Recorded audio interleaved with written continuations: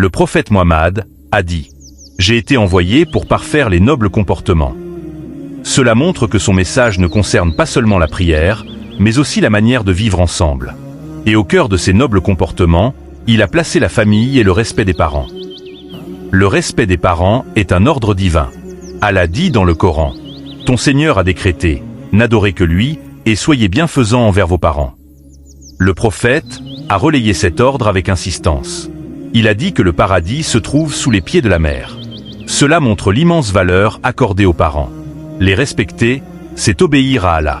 Les négliger, c'est désobéir à un ordre clair. Ainsi, le respect des parents devient un acte de foi. C'est la première étape vers un bon comportement. Mais ce respect ne s'arrête pas aux parents. La famille est la première école selon le prophète. Le prophète a dit « Chacun de vous est un berger, et chacun de vous est responsable de son troupeau ». Il voulait montrer que chaque parent est responsable de sa famille. L'enfant apprend d'abord à la maison. Il imite les paroles, mais surtout les actes. Une famille juste forme un individu juste. Une famille négligée produit des blessures sociales. Le prophète a donc insisté sur l'éducation morale. La famille devient ainsi la base de la société. Et le prophète n'a jamais enseigné quelque chose sans l'appliquer lui-même. Modèle vivant dans sa famille. Aïcha a été interrogée sur son comportement. Elle a répondu « Il aidait sa famille dans les tâches de la maison. Malgré son statut de prophète, il restait humble. Il ne frappait jamais. Il ne criait pas. Il dialoguait avec douceur. Il a dit « Le meilleur d'entre vous est le meilleur envers sa famille ». Son exemple montre que la vraie force est morale. Il a ainsi protégé la dignité de la famille. Quand cet exemple est respecté, ses effets dépassent le foyer. Maintenir les liens familiaux est une condition du salut.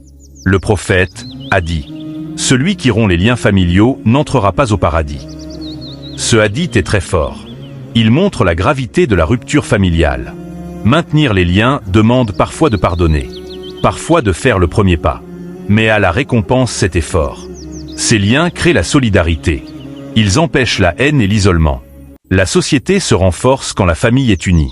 Le prophète Mohammed nous enseigne que la foi ne se mesure pas seulement à la mosquée, mais aussi dans la manière dont nous traitons notre famille.